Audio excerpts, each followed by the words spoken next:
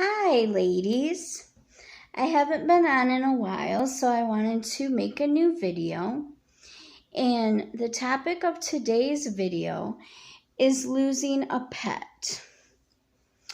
So I'm going to try to do this video without crying. But anyways, Thursday, I had to put my 15-year-old cat to sleep.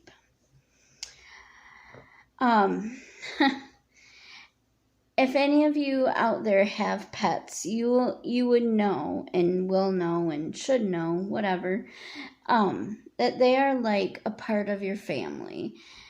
You come home every day to them. You wake up every day to them. You make sure that they're fed and that they're well taken care of, because no one else would do that for them. So you have to provide for them and take care of them. And if they aren't feeling good, you have to be the one to judge, because they're animals and they don't really understand all about their own body and whatever. Their liver and their kidneys and their organs. So anyways, she was 15 years old. Her name was Callie, and I got her when she was a baby. She was outside 2 days in a row, and she was teeny tiny. And so I thought to myself, well, if she's there tomorrow, I'm going to just pick her up and keep her and make her mine, make her part of my family. So that's what I did. And I actually did ask around if anybody was missing a cat or whatever, a kitten. And so yeah, she was a part of my life for 15 years. She would have been 16 in August. And I just want to say that making that decision to end your pet's life is like the hardest thing in the whole, almost the hardest thing in the whole world, I should say, because there might be other things that are a little bit more difficult, but yeah, it was one of the hardest things I think that I've gone through. My brother committed suicide 13 years ago, almost 14. It will be 14 in August too. So August must be that month. Anyway, so like when I lost my brother, I did think that was the hardest thing. But losing Callie was very hard too, also. I've been taking her to the same vet for 15 years, almost 16 years. So I think that helped.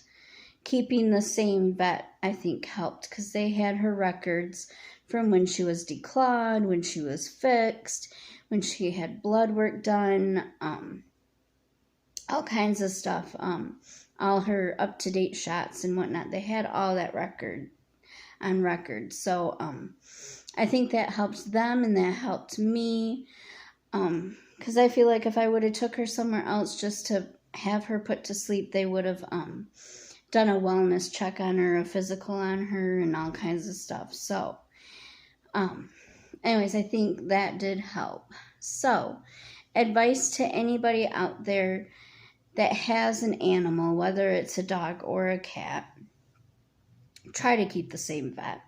It just helps in the long run. But yeah, my mom asked me if I was thinking about getting another cat, or she said that I should get another cat.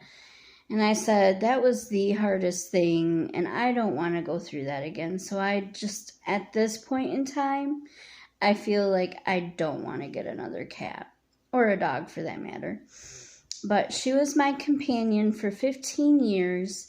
I had to get permission to keep her because I've always lived in an apartment.